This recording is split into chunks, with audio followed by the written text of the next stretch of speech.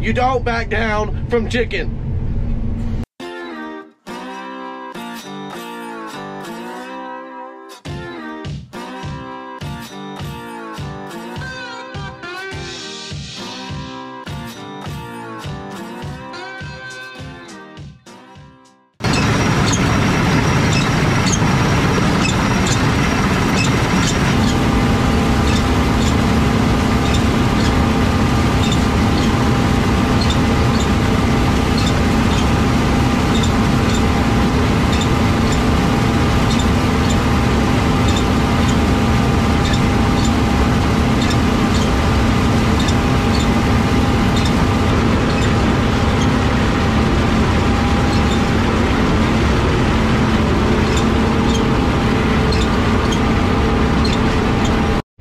So this portion back here is what we call low ground in this field, and normally we don't expect it to do all that well, but for some odd reason this year just keeps throwing curveballs at us, and it is actually looking like it's doing really well. Not sure if you can really see that or not, but yeah, that's doing really well for this spot right here. Usually this is all drowned out or washed away or whatever happens to it. So yeah. Oh, also, because I have gotten a lot of questions about this thing in the past, this little orange thing here is for breaking windows. So like, let's say you got a fire and you can't get out that door, or the door handle's hot or something like that, you can take this and swing it out the door. It's also got a seatbelt cutter on it. So I also got that little seatbelt cutter on it. So it's just a safety thing that they put in all their equipment. It's a really good idea. So gotta turn around.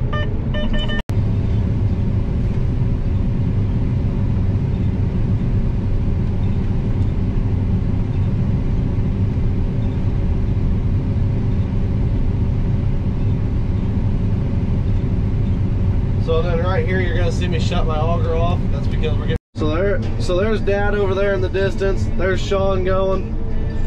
I'm over here. We're getting ready to move across that ditch to that other field. I gotta dump on Ross real quick. Oh. Yep, there we go. Just like so. I don't even know how much. Oh yeah, I was about full. So we're gonna unload, and we're gonna drive up this road and cross this ditch, and then go into that other field there, hopefully, and do it. That'd be another like 50 acres. This field was 70. We done just about all this 70 today. We didn't really get started until about 1:30, 2 o'clock, and it is currently 3:30. So I am more than excited to see what kind of ground we can cover with these combines this year. It should be very interesting. I'm excited to see. But I'm about empty, so we are gonna get moving here in a minute. Ditch. There's Dad over there. Just go on ahead, not take out the neighbor's beans, and casually drive down here towards Sean. He's down right down there. Let's kick her up in the road here.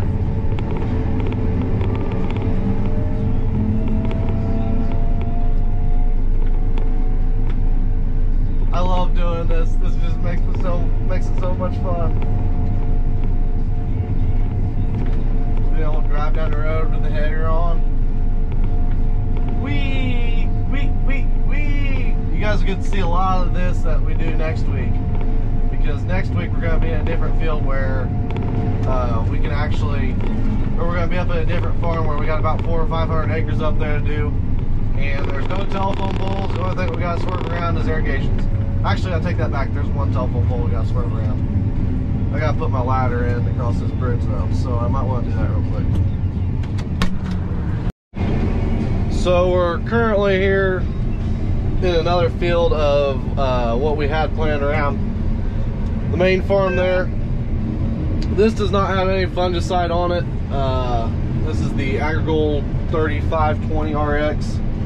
Yeah, 3520 RX. It's Group 2 bean, and it is doing really well here, just like it done at the farm. Granted, I've only been around the outside edge of the field, and usually that's a pretty good representation of what the field's going to do, because in beans, your best beans are not going to be on the outside of the field, they're going to be on the inside of the field. So I'm interested to see what they do on the inside of the field, because going around the outside, we've seen 60, 70, which is really, really good for these beans. So next up, what we got to do is go to the middle, and then we'll see what they do in the middle. But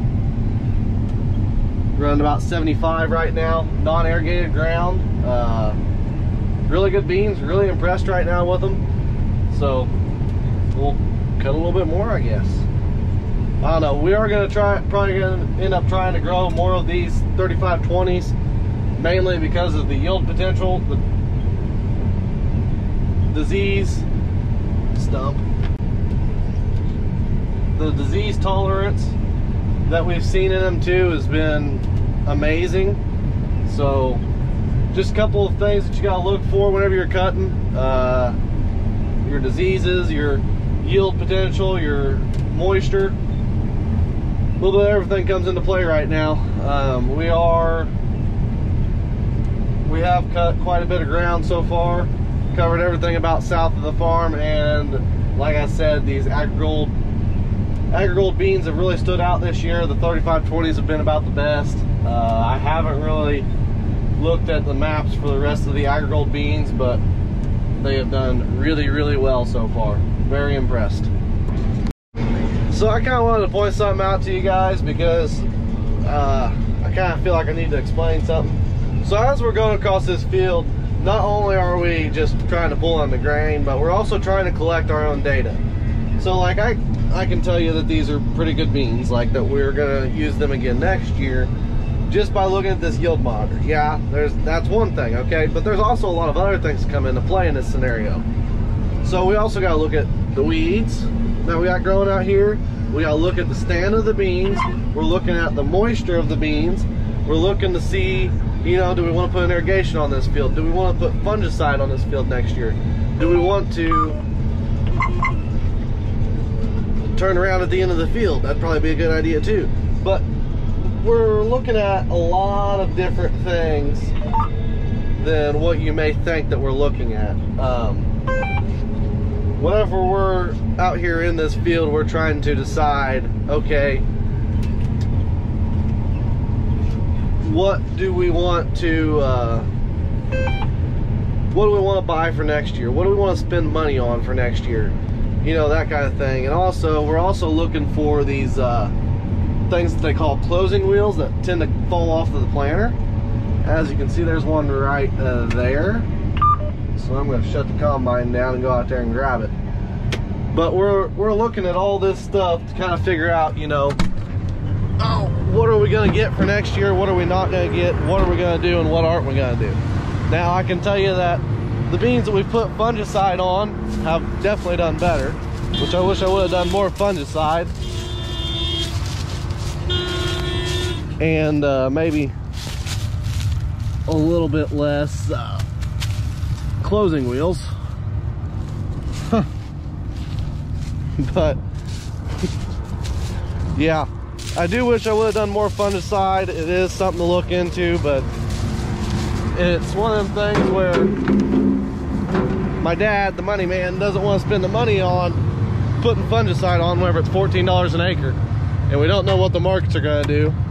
Which, if we would have known that the markets was going to jump to about $10 for beans, we probably would have done more fungicide. But there's no way of telling that until you're out in the field and everybody else knows what they're gonna get harvesting. So, but yeah, I picked up a closing wheel. We are now growing closing wheels in the field instead of beans, just so you know. We just took the long trek up to Emerson. It wasn't really long, I mean 30 minutes, that ain't that bad. But anyways, yeah, the three of us are up here. Another day in paradise. we'll probably come up here tomorrow. We got to work on the elevator in the morning. We got, I'd say, we're gonna probably shove about 2 days worth of work in about 4 or 5 hours. And we'll have about 5 or 6 people up here working on it, trying to get it going. And hopefully we can get going by noon and then be able to finish everything up probably by the end of next week, mid to end of next week, if we can stay moving like what we'd like to. So yeah, another day in paradise. Cruising. We had to work on everything this morning up here. We're at our other bin site up north. We had to get all the bins ready and everything, so hopefully we can get to work on it here shortly. We got a test, a little bit of a test inside that semi right there. We're gonna test the leg to make sure that the leg's gonna work right, make sure there's no leaks, and make sure we're going in the right bin, because this is an older style and it's hard for all of us newer style folks to, yeah, you guys get the idea.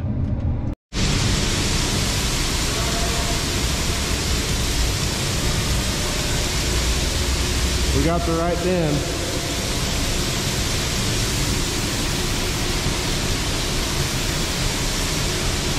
Now it's just time to fill it. As you can see, these beans are doing pretty good for this farm. These were treated with cilantro. These beans were treated with cilantro, something like that. It's for things like sudden death. We do have a really big problem with sudden death up here. That is the only downfall of this up here. So it was treated with fungicide, and then I put fungicide on it, and yeah, we've done some other things like that. Not really a whole lot different than what we normally do, so this is going to be a pretty good bean field. Interested to see what it ends up averaging. I'd say it'll end up averaging about 65, 66, something like that. That's pretty good, especially for these fields up here. Usually they only average about 45, 50. So yeah, looking like it's going to be a pretty good crop right here. The one thing that I will say that I think did help us a lot is having that new bean planter, because we was able to get in the field and get going early. It's going to be worth it in the long run.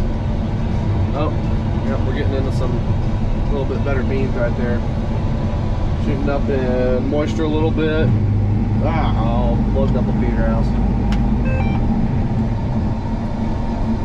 So another thing is, get out of there. Another thing is, we are in the market right now for another draper head. We'd probably go with a 40-foot draper head. We have looked at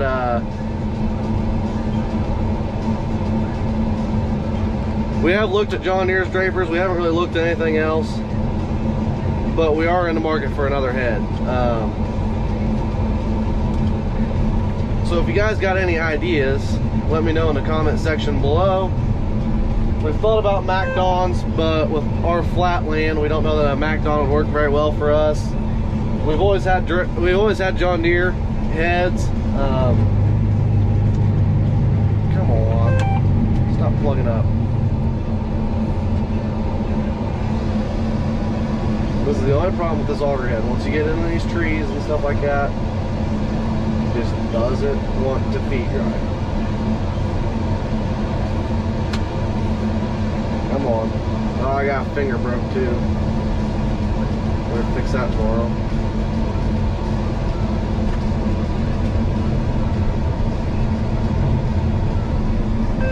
Anyways, as I was saying before, my combine rudely interrupted me because it decided it wanted to plug up the feeder house.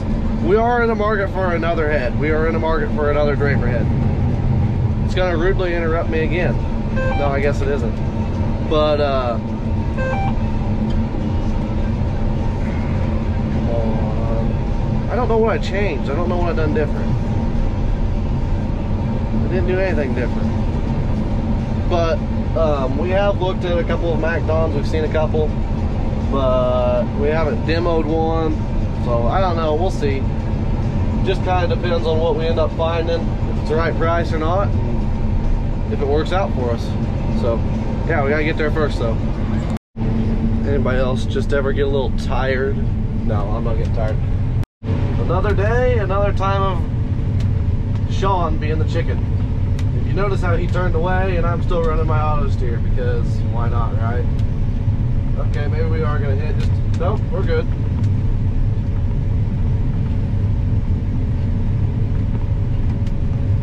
But no, I've been giving Sean crap all week long, because every time we get to this point right here, he always backs down from the game of chicken. You don't back down from chicken. Ah, come on. We're up here at Vincennes again today. We are cutting. I really wasn't planning on videoing a whole lot today, but I figured I'd go ahead and give you guys a little bit of an update on what the beans are doing. So we went from Agrigold 3722s to a Asgrow. I'll get you guys the number, give me a second. We switched to an Asgrow 39X7, and the 39X7 is a lot tougher, a lot harder to cut. They was all planted on the same day. My best guess is just where Augie switched beans whenever he ran out in the planter up here, and they got a little bit tougher, or there was a little bit different of a maturity date, and they are a little bit tougher. So we're gonna keep chugging along though. We're gonna try and get most of this done up here today. We should be able to at least get half of that field over there done. There's about 110 acres there, so we'll get a pretty good chunk kicked out of most of this up here today, and then we'll end up going up to Russellville probably by the end of the week, going back over to Russellville. But yeah, I just kind of figured I'd give you guys a little bit of an update as to what we're doing here. Didn't really want to keep you guys in the dark on it, because obviously it's pretty good information to know that the Asgrow beans are staying a little bit wetter and still a little bit tougher. They have a little bit of green stems in them still, so kind of going slow, trying to keep them from plugging up the combine, and just taking my time, relaxing, you know, just taking my time. But that's not my strong suit, I promise. Also, we did get a little bit of rain yesterday morning. It's dried out a lot because obviously we haven't had rain in a while. So the irrigation ruts got a little bit of water in them, but up here the irrigation ruts will always have water in them. So grain cart is kind of sinking in the irrigation ruts a little bit, but it's nothing out of the usual for us, especially in this ground up here. We try not to mud as much as what we can, because mudding just destroys a field. It really does. It ain't worth it to come out here and mud up a field. But we have before had to come up here and harvest whenever it was wet. That was in like 2014 I think. I don't know, it was whenever we bought our tracks, and we had, I mean, that was a long year. It rained our entire fall. Dad went and got tracks for his combine because we literally could not get in the field. We didn't start harvesting until late September that year, and we didn't get done until like late November. So hopefully this year is not like that. But anyways, guys, we'll go probably to tomorrow unless something happens. Then I'll keep you guys posted. But yeah, like I said, didn't really plan on videoing a whole lot today, but here we are. I had class today, so kind of jumped in half day sort of thing, you know, kind of weird.